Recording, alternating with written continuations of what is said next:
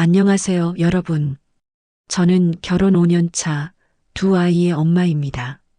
오늘 제가 여러분께 들려드릴 이야기는 조금 민감할 수도 있지만 정말 많은 분들이 공감하실 거라 생각해요.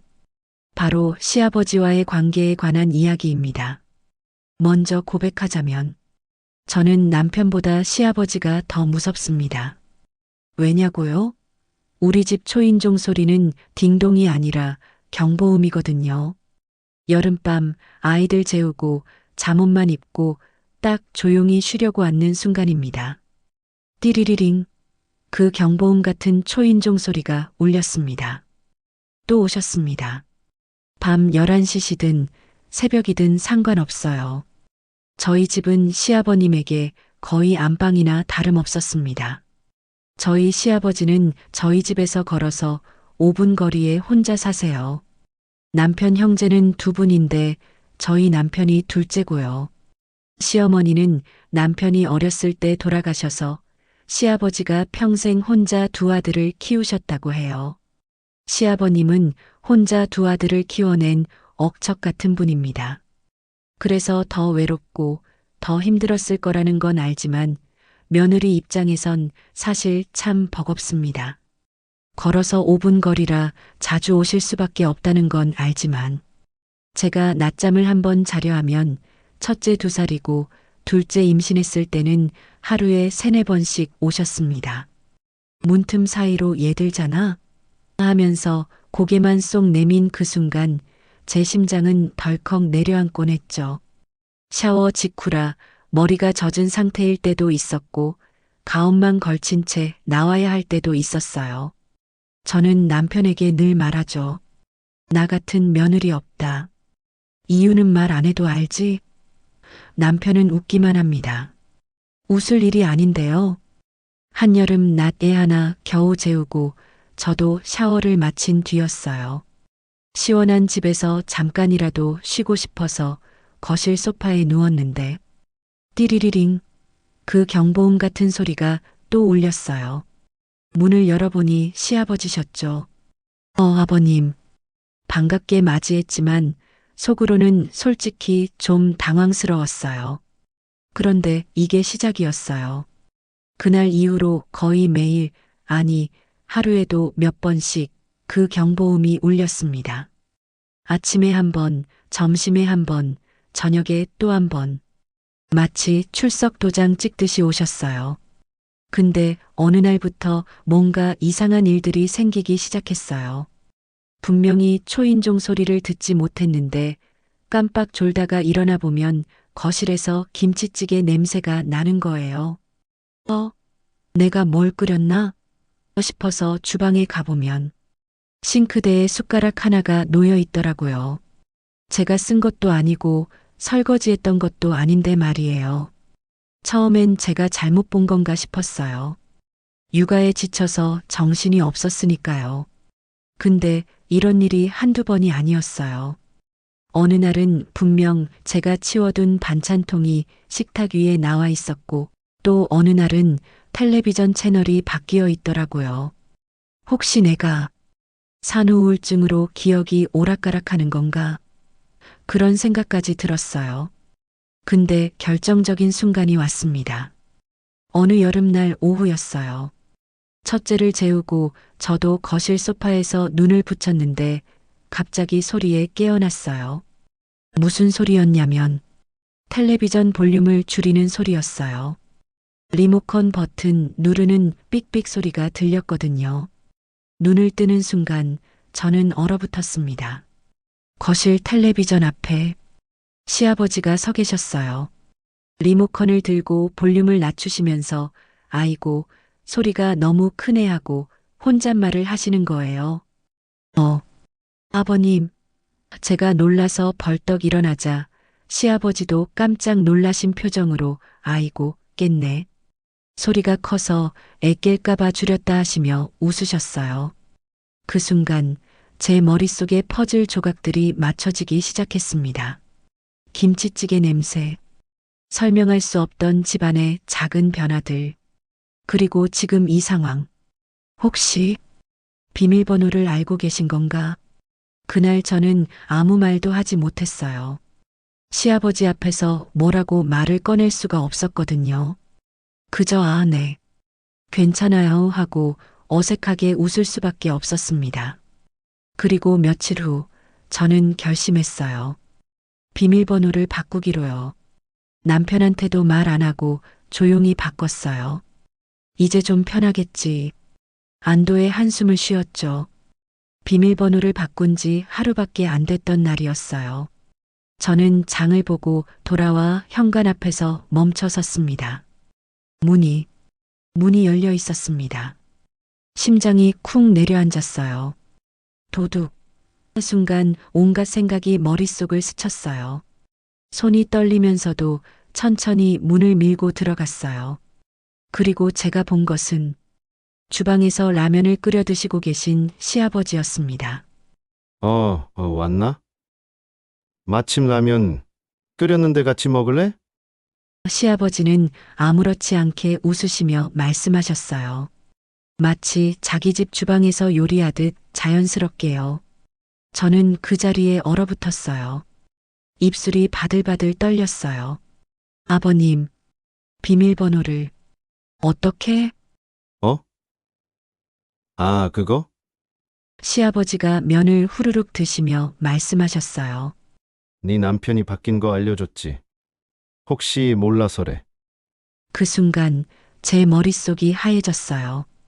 남편이 알려줬다고요? 제가 아무 말 없이 조용히 바꾼 비밀번호를 남편이 시아버지한테 알려준 거예요? 그것도 하루 만에요? 아, 네. 저는 겨우 그 말만 하고는 짐을 부엌에 내려놓았어요. 손이 너무 떨려서 제대로 놓지도 못하고 툭 떨어뜨렸죠. 괜찮나? 얼굴이 안 좋은디? 시아버지가 걱정스럽게 물으셨어요. 네. 그냥 좀 더워서요. 거짓말이었어요. 더운 게 아니라 화가 나고 무섭고 답답했던 거예요. 시아버지가 라면을 다 드시고 가신 후 저는 소파에 주저앉았어요. 그리고 생각했어요. 이 집에 내 공간은 없는 건가? 내가 문을 잠가도 비밀번호를 바꿔도 소용이 없는 건가? 그날 밤부터 저는 제 집에서조차 마음 편히 쉴 수가 없었어요. 언제 문이 열릴지 모른다는 불안감, 비밀번호를 바꿔도 소용없다는 무력감, 그 감정들은 제 일상을 서서히 잠식하기 시작했습니다. 하지만 그날 저는 아직 몰랐어요. 이것이 시작에 불과하다는 것을, 그리고 곧 더 큰 폭풍이 몰려올 거라는 것을요. 시아버지가 집을 마음대로 들락날락한다는 걸 알고 나서도 저는 남편한테 말하지 못했어요. 왜냐하면 어떻게 말을 꺼내야 할지 몰랐거든요.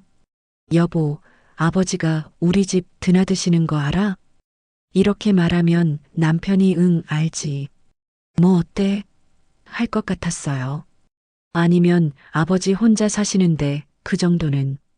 이런 반응이 나올 게 뻔했죠. 그래서 전 그냥 참았어요.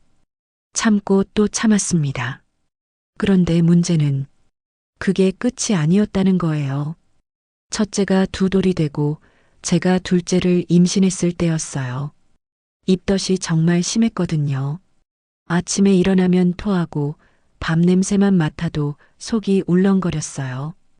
2살짜리 아이 돌보는 것만도 벅찬데 임신까지 하니까 정말 하루하루가 전쟁이었어요.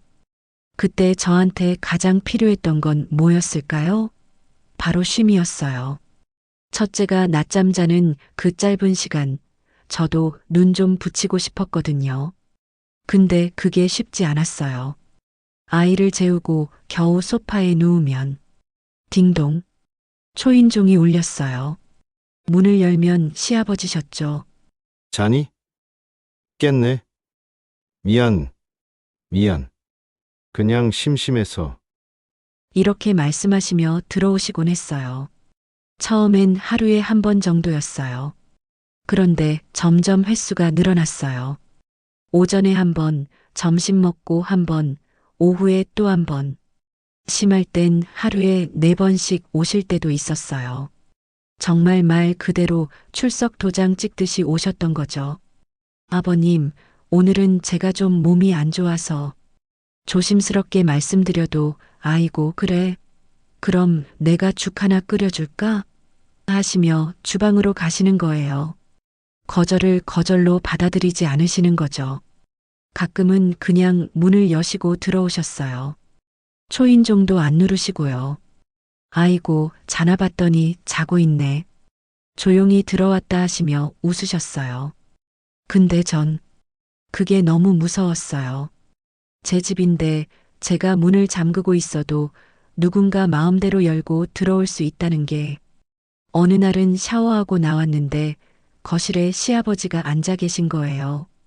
텔레비전 보시면서 과자를 드시고 계셨어요. 저는 가운만 걸친 상태였거든요. 너무 놀라서 비명을 지를 뻔했어요. 아버님, 언제 오셨어요? 제가 당황해서 말하니까 아, 미안. 조용히 들어왔지. 문 열려 있길래 하시더라고요. 문은 제가 잠갔었어요. 분명히요. 그날 저는 처음으로 남편한테 말했어요. 여보, 아버지가 너무 자주 오셔. 그리고 그냥 문을 여시고 들어오시는 때도 있고, 남편은 대수롭지 않게 대답했어요.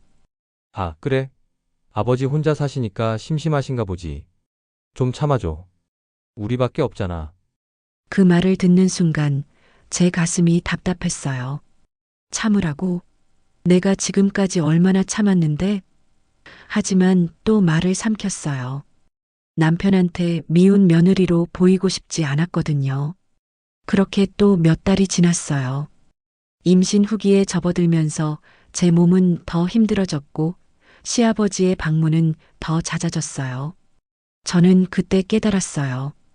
이건 단순히 외로움의 문제가 아니라는 걸, 경계가 없다는 걸, 저희 집과 시아버지 집이 시아버지에게는 같은 공간인 거예요. 그러던 어느 여름밤이었어요. 그날 밤은 제 인생에서 잊을 수 없는 밤이 되었습니다. 그날 밤에 벌어진 일은 저와 남편의 결혼 생활을 송두리째 흔들어 놓았거든요.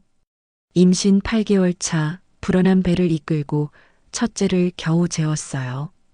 남편도 일찍 들어왔고 오랜만에 둘이서 거실에 앉아 있었어요. 텔레비전을 보며 조용히 대화를 나누던 그런 평온한 시간이었죠.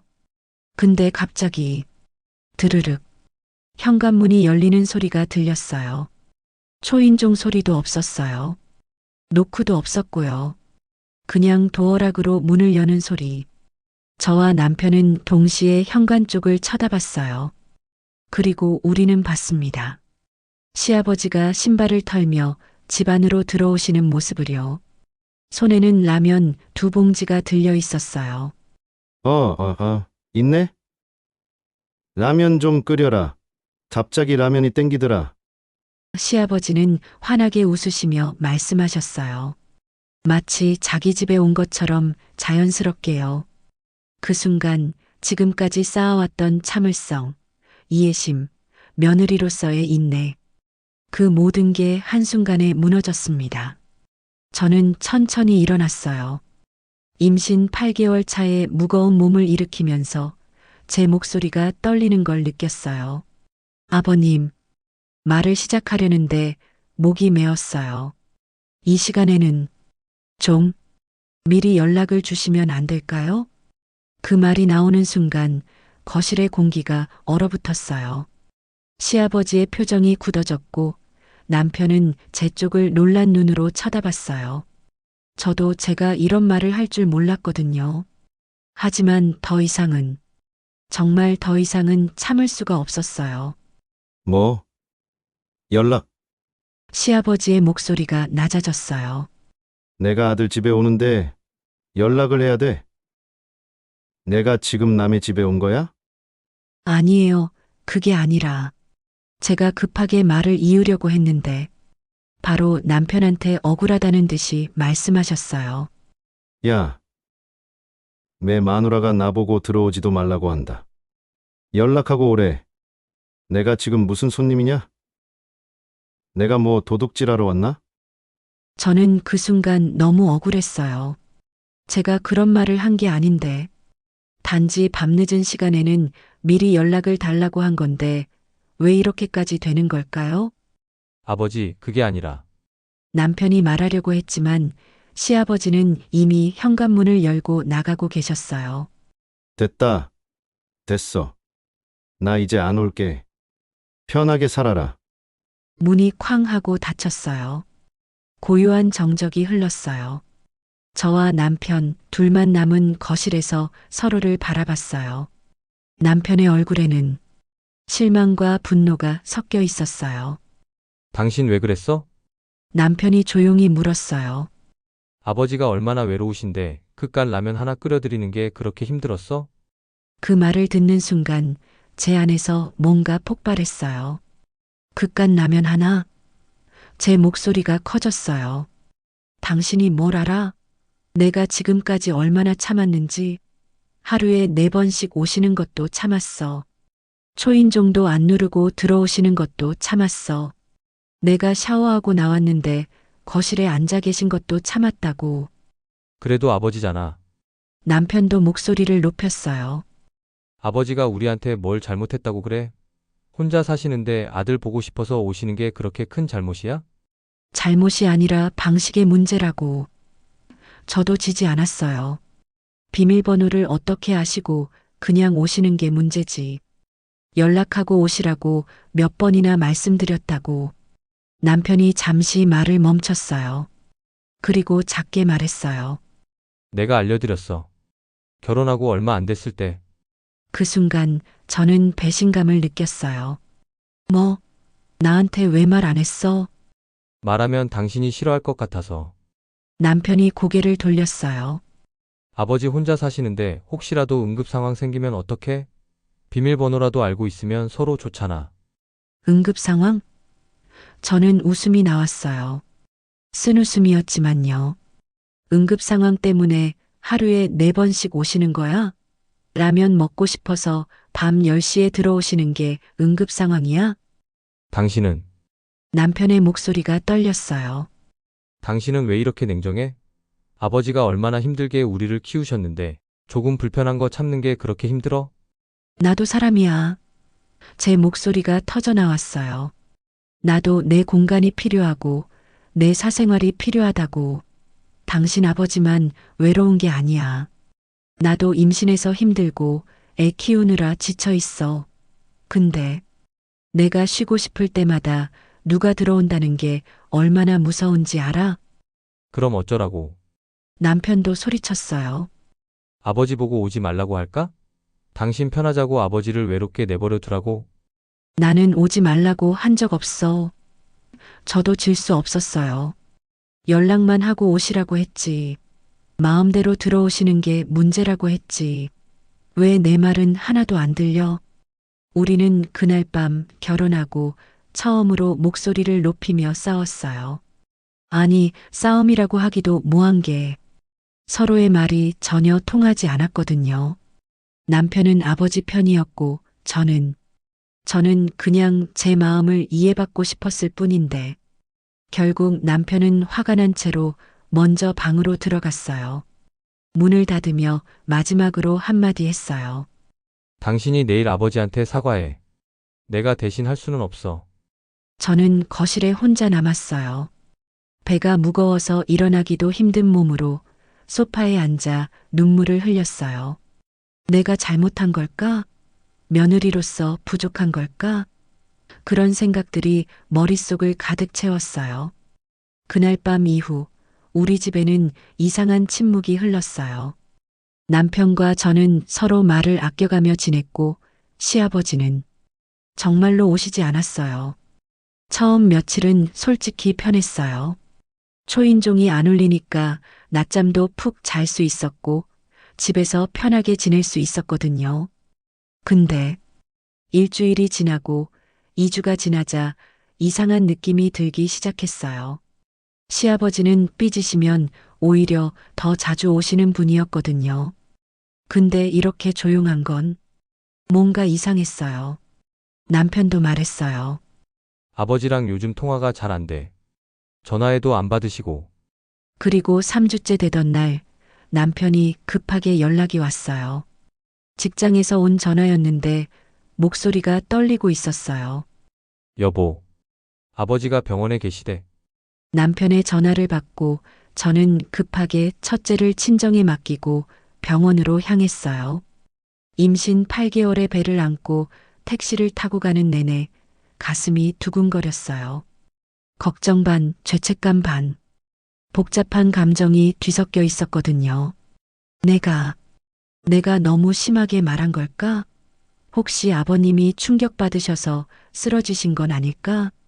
병원에 도착했을 때 남편이 먼저 와 있었어요. 응급실 앞에 서서 창백한 얼굴로 저를 맞이했어요. 어떻게 된 거야? 제가 숨을 헐떡이며 물었어요. 형님이 연락받고 아버지 집에 갔는데 남편이 말을 이었어요. 집에서 쓰러져 계셨대. 며칠 동안 제대로 못 드신 것 같다고. 그 말을 듣는 순간 제 머릿속이 하얘졌어요. 며칠 동안 제대로 못 드셨다고? 우리랑 싸운 게 3주 전인데. 설마 그때부터? 응급실 안으로 들어갔어요. 시아버지는 침대에 누워 계셨어요.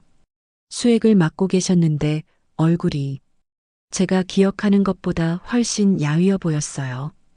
볼이 쏙 들어가고 눈가에는 깊은 그늘이 져 있었어요. 아버님, 제가 조심스럽게 다가가자 시아버지가 눈을 뜨셨어요. 저를 보시더니 잠깐 눈을 감으셨다가 다시 뜨셨어요. 피하시는 것 같기도 하고 민망해 하시는 것 같기도 했어요. 왔나? 힘없는 목소리로 말씀하셨어요. 의사 선생님이 오셔서 설명해 주셨어요. 심각한 건 아니지만 영양 부족과 탈수 증상이 있다고요. 혼자 사시는 노인분들이 제때 식사를 안 하시면 이렇게 될 수 있다고 하셨어요. 보호자분들께서 자주 연락하시고 챙겨드려야 해요. 의사 선생님의 말이 제 가슴에 비수처럼 꽂혔어요. 수액 치료를 받고 시아버지는 집으로 돌아가실 수 있게 되었어요. 남편이 시아버지를 모시고 집에 가기 전 저는 용기를 내서 말했어요. 아버님, 저희 집에서 좀 계시다 가세요. 제가 식사 챙겨드릴게요. 시아버지는 고개를 저으셨어요. 아니다. 괜찮다. 내 집이 편하다. 아버님, 제가 다시 말하려고 했는데 남편이 제 팔을 잡았어요. 일단 아버지 모시고 집에 가 있을게. 당신은 집에 가서 쉬어. 남편의 목소리에는 여전히 차가움이 남아 있었어요. 그날 밤 저는 혼자 집에서 뒤척였어요. 잠이 오지 않았거든요. 내가 정말 너무한 걸까? 시아버지가 며칠 동안 제대로 식사를 안 하신 게 나 때문인 걸까? 며칠 후 남편이 시아버지 댁에 자주 들르기 시작했어요. 퇴근하고도 집에 바로 안 오고 시아버지 집에 먼저 들렀다가 오곤 했어요. 식사 챙겨드리고 말벗해드리고 그렇게 1시간씩 있다가 들어왔어요. 저는 그게 당연하다고 생각했어요. 제가 직접 가서 챙겨드리고 싶었지만 임신 말기라 몸이 힘들었거든요. 그래서 남편한테 반찬 좀 만들어서 갖다 드릴까? 했는데 남편이 말했어요. 아버지가 당신 임신해서 몸도 힘든데 반찬까지 하면 더 미안해서 안 드신대. 그 말을 듣는 순간 제 가슴이 먹먹했어요. 시아버지가 저한테 미안해 하신다고? 아니, 미안해해야 할 사람은 오히려 난데. 일주일쯤 지났을 때 남편이 귀가 길에 차 안에서 말했어요. 시아버지를 집까지 모셔다 드리고 돌아오는 길이었어요. 아버지가 그때 얘기하시더라. 남편이 핸들을 잡은 채 말을 이었어요. 자기가 너무 자주 간 것 같다고. 당신이 힘들었을 거라고. 저는 깜짝 놀랐어요. 아버님이 그런 말씀을 하셨어? 응. 남편이 고개를 끄덕였어요. 그리고 당신한테 연락하고 갔어야 했는데 미리 말을 안 한 게 잘못이었다고. 자기가 너무 당연하게 생각했다고. 창밖을 보니 어느새 집 앞이었어요. 차가 서고 남편과 저는 잠시 차 안에 앉아 있었어요. 여보, 제가 조심스럽게 말을 꺼냈어요. 나도 미안해. 그날 내가 너무 감정적으로 말한 것 같아. 아버님이 외로우신 거 이해는 하고 있었거든. 그냥 방식이 조금. 나도 미안해. 남편이 저를 보며 말했어요. 당신 말이 맞았어. 나도. 당신 입장은 생각 안 하고 아버지 편만 들었던 것 같아. 당신도 힘들었을 텐데. 우리는 그날 밤 처음으로 제대로 된 대화를 나눴어요. 서로의 입장을 이해하려고 노력했고, 앞으로 어떻게 하면 좋을지 함께 고민했어요. 그리고 며칠 후, 제가 둘째를 출산했어요. 건강한 딸이었어요. 병원에 입원해 있는 동안 시아버지가 문병을 오셨어요. 손에는 미역과 고기가 담긴 보자기를 들고 계셨어요. 이거. 산후조리 잘하라고. 시아버지가 어색하게 웃으시며 말씀하셨어요. 내가 직접 사왔다. 감사합니다, 아버님. 제가 진심으로 말했어요. 그리고 용기를 내서 말을 이었어요. 아버님, 죄송했어요. 그날 제가 말을. 아니다. 시아버지가 손을 저으셨어요. 내가 생각이 없었다. 내 입장도 생각 안 하고 그냥 시아버지는 말을 잇지 못하셨어요. 그리고 한참을 뜸 들인 뒤 갓 태어난 제 딸을 보시며 말씀하셨어요. 예쁘네. 참 예쁘다. 퇴원하고 집에 돌아왔을 때 남편이 말했어요. 아버지가 이제 오실 때는 미리 연락하신대. 정말? 저는 안도의 한숨을 쉬었어요. 응. 근데 남편이 말을 이었어요. 우리가 일주일에 한 번씩은 아버지 댁에 가서 저녁 같이 먹자고 했어. 괜찮지? 저는 고개를 끄덕였어요. 그럼, 그것도 좋을 것 같아. 그렇게 우리는 새로운 균형을 찾아가기 시작했어요. 시아버지도 저도 남편도 서로를 조금씩 이해하며 시아버지의 입원 이후 우리 셋은 오해도 서운함도 천천히 풀어가며 앞으로 다시는 이런 갈등을 만들지 않기로 했어요. 너무 가깝지도 너무 멀지도 않게 서로가 편안하게 숨 쉴 수 있는 거리를 찾자는 마음으로요. 출산 후 한 달쯤 지났을 때 남편이 제안했어요. 우리 셋이서 한번 앉아서 얘기해 보는 게 어때? 앞으로 어떻게 지낼지. 솔직히 처음엔 두려웠어요. 또 싸우면 어떡하지? 시아버지가 내 말을 이해해 주실까? 하지만 남편이 말했어요. 이번엔 내가 중간에서 잘 조율할게. 우리 셋 다 원하는 게 뭔지 솔직하게 얘기해 보자. 그렇게 우리는 시아버지 댁에서 모였어요. 남편이 준비해온 커피를 마시면서 조심스럽게 대화를 시작했죠. 제가 먼저 말을 꺼냈어요. 아버님, 저는 아버님이 오시는 게 싫었던 게 아니에요. 다만 예고 없이 오실 때마다 제가 준비가 안 돼 있어서 당황스러웠던 거예요. 샤워하고 나온 직후라든지 애 재우고 쉬고 있을 때라든지 시아버지가 고개를 끄덕이셨어요. 그래. 내가 생각이 없었다. 미안하다. 아니에요, 아버님. 제가 급하게 말했어요. 아버님이 외로우신 거 저도 이해해요. 정말이에요. 그냥 우리가 서로 조금씩만 배려하면 어떨까 싶어서요. 남편이 거들었어요. 그래서 우리가 몇 가지 규칙을 정해보면 어떨까 해요. 아버지도 아내도 모두 편한 방법으로요. 그렇게 우리는 가볍게 웃으며 우리 가족만의 생활 규칙을 정했습니다. 첫 번째, 띠리리링 금지, 전화 10분 전. 시아버지는 그 경보음 같은 초인종 대신 방문 10분 전에 전화하기로 했어요. 저는 그 사이 집을 간단히 정돈하거나 마음을 정리할 시간을 갖기로 했고요. 시아버지가 웃으며 말씀하셨어요. 그래. 알았다. 그리고 라면 생각나면 내가 사와서 직접 끓일게. 너희 귀찮게 안 할란다. 저는 웃으며 대답했어요. 아버님, 라면은 제가 끓여드릴게요.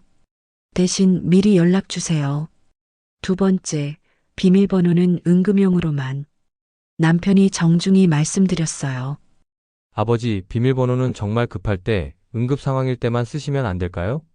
평소엔 전화하고 오시고요. 시아버지는 잠시 망설이시다가 말씀하셨어요. 그래. 그게 맞다. 내가 너무 당연하게 생각했네. 그리고 농담을 던지셨어요. 급하면 벽 보고 크게 부를게. 며느리 이렇게. 그 말에 우리 모두 웃음을 터뜨렸어요. 분위기가 한결 가벼워졌죠. 세 번째, 일주일 한 번 공원 티타임. 매일 들락날락하는 대신 일주일에 한 번은 근처 공원 벤치에서 따뜻한 차와 함께 근황을 나누기로 했어요. 날씨 좋은 날에는 아이들도 데리고 가서 함께 시간을 보내고요. 그렇게 우리는 상처받은 마음을 붙들고 싸우는 대신 서로에게 조금의 배려, 그리고 조금의 거리를 허락했습니다. 규칙을 정하고 나서 처음 며칠은 어색했어요. 시아버지가 전화하실 때마다 이거, 내가 지금 전화해도 되는 건가? 하고 조심스러워 하셨거든요. 저도 전화 받을 때마다 네 아버님, 언제든지 오세요. 하고 과하게 환영하는 제 모습이 우습기도 했고요. 근데 시간이 지나면서 자연스러워졌어요. 시아버지는 오시기 전에 며느리 30분 후에 갈란다. 국 끓여놨으니까 같이 먹자 하고 편하게 연락하셨고, 저도 아버님, 오늘은 애들이 좀 아파서 다음에 뵐게요 하고 솔직하게 말씀드릴 수 있게 됐어요. 그리고 무엇보다 시아버지가 달라지셨어요. 어느 날 공원에서 만났을 때 시아버지가 조심스럽게 말씀하셨어요. 며느리야, 내가 너한테 미안한 게 하나 있다. 무슨 말씀이세요, 아버님? 내가 사실은 시아버지가 한참을 뜸 들이시더니 말씀하셨어요. 니네 집에 자주 간 것도 그냥 사람 보고 싶어서 그랬다. 집에 있으면 조용해서 무섭더라. 그 말을 듣는 순간 제 마음 한구석이 스르륵 무너졌어요. 애들 다 결혼시키고 나니 집이 너무 조용한 기라. 혼자 밥 먹고 혼자 TV 보고 그러다 보면 이런 생각이 들더라고. 내가 여기서 쓰러지면 누가 알까? 하는 생각. 시아버지의 눈가가 붉어졌어요. 그래서 니네 집에 자주 갔던 기라. 애들 소리도 들리고 너희들 있는 거 보면 마음이 놓이더라고. 저는 그제야 알았어요. 그동안 제가 느꼈던 침범, 부담, 짜증. 그 아래에는 시아버지의 외로움과 두려움이 있었다는 걸. 아버님, 제 목소리가 떨렸어요. 말씀해 주셔서 감사해요. 저도 몰랐어요. 그날 벤치에 앉아서 우리는 오랫동안 이야기를 나눴어요. 그리고 시아버지가 혼잣말처럼 중얼거렸어요. 니네 안 오면 하루에 말할 사람이 없더라. 순간 제 마음이 꽤 오래 아려왔습니다. 그분은 친구도 없이 평생 일만 하며 두 아들만 키워온 분이었으니까요. 집으로 돌아오는 길, 저는 계속 그 말이 떠올랐어요. 아버님에게 친구가 있었다면 어땠을까? 대화 나눌 사람이 있었다면. 그날 밤 저는 고민 끝에 요즘 어르신들도 많이 쓴다는 당근 어플에서 동네 친구 찾기 게시판을 열었어요. 시아버님 또래분들이 매일 산책 모임, 장기두기 모임, 아침 운동 모임을 하고 있더라고요. 저는 용기 내어 글을 올렸습니다. 혼자 계신 아버님과 산책이나 운동 같이 하실 분 있나요? 생각보다 빠르게 비슷한 또래의 이웃분들에게 연락이 왔어요. 같은 동네에 혼자 사시는 어르신들이 생각보다 많더라고요. 그분들도 이야기 나눌 친구를 찾고 있었던 거예요. 며칠 뒤 저는 시아버지께 조심스럽게 말씀드렸어요. 아버님, 근처에 산책 모임 하시는 분들이 계신데 한번 나가보시는 게 어때요? 제가 연락처 받아뒀어요. 시아버지는 처음엔 에이, 괜찮다. 나이 먹고 무슨 새 친구를 하시며 손사래를 치셨어요. 하지만 남편이 아버지, 한 번만 나가보세요.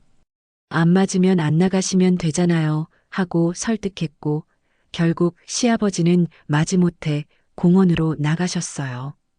그날 저녁 시아버지에게서 전화가 왔어요. 목소리가 평소와 달랐어요. 며느리야, 네가 나 친구 만들어준 거가? 아, 네. 그냥 좋을 것 같아서요. 나 오늘 사람들하고 같이 얘기하며 웃었다. 시아버지의 목소리가 떨리고 있었어요. 얼마 만에 웃어보는지 모르겠다. 그 말을 듣는데 그동안의 서운함과 고생이 눈 녹듯 사라지는 기분이 들었어요. 가슴 한쪽이 따뜻해지면서 동시에 코끝이 찡했어요. 아버님, 다행이네요. 마음에 드셨어요? 응. 나랑 비슷한 사람들이더라. 혼자 사는 사람들. 다들 말이 많다. 나도 오늘 말 좀 했다. 그날 이후 시아버지는 일주일에 두세 번씩 산책 모임에 나가기 시작했어요. 그리고 가끔씩 저한테 메시지를 보내셨어요. 오늘은 친구들이랑 아메리카노도 마셨다. 산책 갔다가 김밥 싸 가지고 공원에서 먹었다. 내일 장기 두러 간다. 내가 이기면 저녁 사준다 카더라. 부담이던 초인종 대신 이제는 다녀오겠다는 가벼운 메시지가 오고 서로의 삶은 무겁게 얽히는 대신 따뜻하게 나란히 걷기 시작했습니다. 어느 날 시아버지가 저희 집에 오셔서 말씀하셨어요. 며느리야, 고맙다. 네가 나 친구들 만들어줘서. 이제 집에 혼자 있어도 안 무섭다. 내일 만날 사람이 있으니까. 그 말을 들으며 저는 깨달았어요. 시아버지가 저희 집에 그렇게 자주 오셨던 건 단순히 아들이 보고 싶어서만이 아니었다는 걸, 그냥 사람이 필요했던 거였어요. 이야기 나눌 누군가가. 저는 그제야 확실히 알게 되었습니다. 며느리도 사람이고 아버님도 사람이다. 당연한 말 같지만 갈등의 한복판에 있을 때는 잊고 있었던 진실이에요. 서로가 완벽할 수 없고 서로의 상처와 필요를 가지고 있다는 것. 지금 우리 가족은 어떻게 지내냐고요? 시아버지는 일주일에 한두 번 정도 오세요. 항상 미리 전화하시고 오실 때는 과일이나 반찬을 들고 오시죠. 저는 편하게 맞이하고 함께 차 마시며 이야기 나눠요. 그리고 시아버지는 이제 저희보다 친구들 이야기를 더 많이 하세요. 오늘 김씨 아저씨가 장기에서 졌다고 소주 샀다. 박씨 아저씨는 손자 돌봐준다고 바빠서 모임 못 나온다더라 하시면서요. 가끔은 시아버지가 오늘 좀 심심한데 갈까? 하고 전화하시면 저도 아버님 오세요. 마침 국 끓였어요 하고 환영해요. 하지만 제가 힘들 때는 아버님, 오늘은 좀 쉬고 싶어요. 내일 뵐게요 하고 솔직하게 말씀드려요. 그러면 시아버지도 그래. 그럼 나 친구들이랑 만나볼란다. 푹 쉬어라 하고 이해해 주세요. 완벽하진 않아요. 가끔 옛날 습관이 나올 때도 있고 서로 서운할 때도 있어요. 하지만 우리는 이제 알아요. 문제가 생겼을 때 참기만 하거나 폭발하는 게 아니라 솔직하게 대화하면 된다는 걸. 여러분, 시댁과의 관계가 힘드신가요? 혹은 며느리와의 관계가 불편하신가요? 제 이야기가 조금이나마 도움이 되었으면 좋겠어요. 완벽한 가족은 없어요. 하지만 서로를 이해하려 노력하고 조금씩 양보하고 솔직하게 대화한다면, 그리고 때로는 가족 밖에서 각자의 세계를 만들어 간다면 우리도 충분히 행복한 가족이 될 수 있다는 걸 저는 배웠어요. 긴 이야기 끝까지 들어주셔서 감사합니다. 여러분의 가정에도 평화와 이해가 가득하길 바랄게요. 감사합니다.